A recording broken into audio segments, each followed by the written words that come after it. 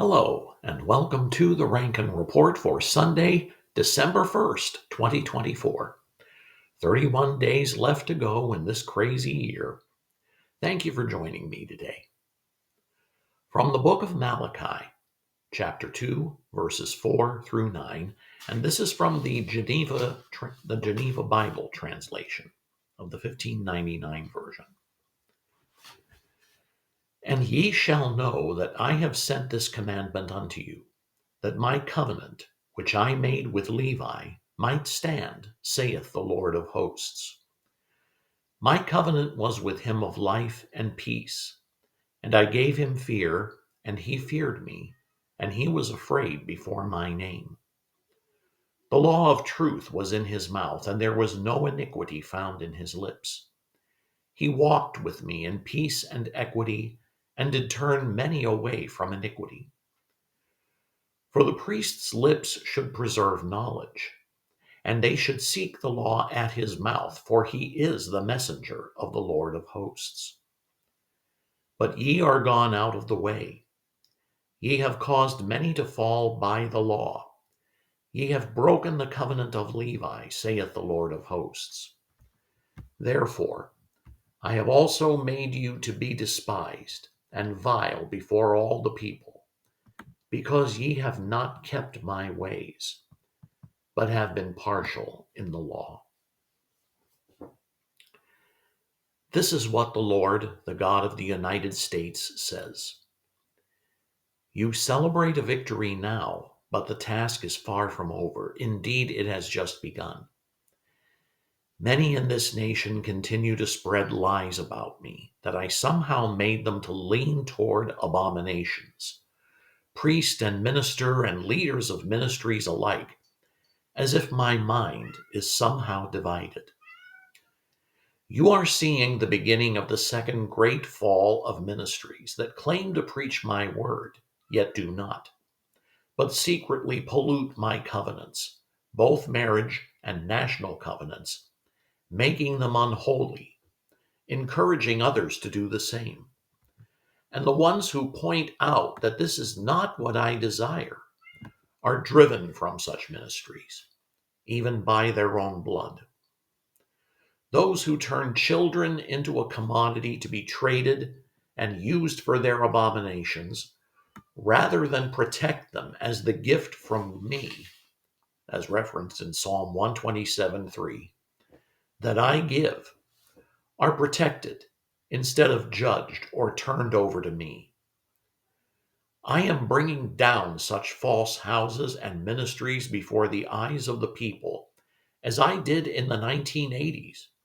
Because judgment begins in my house, referencing 1 Peter 4:17. Those who truly honor me will be lifted up, and my power will be displayed in them and through them, that America might return to my covenant and my word preached in the world, that my harvest may be gathered to me. Excuse me.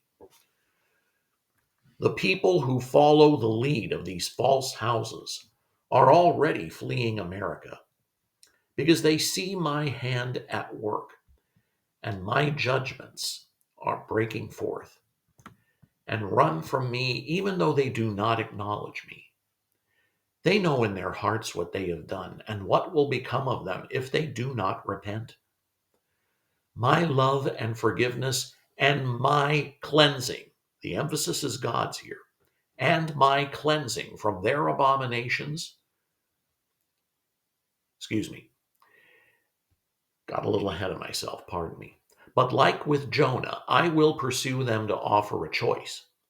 Accept my love and forgiveness and my cleansing from their abominations, or take my judgment. I can and will do this, for nothing is impossible with me. Reference to Matthew 19:36, and many will see it. O America, your house cannot be cleansed until my house is cleansed, and I will clean my house and put it once again in order. The televangelist scandals of the 1980s were a judgment by God on his house because of the church joining in with, instead of standing against, the excesses of the period leading up to the 80s.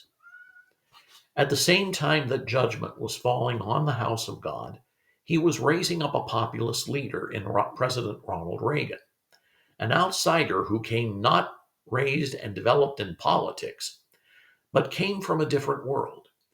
And in the 80s, the motivation was materialism rather than a desire to see the nation turned back to God.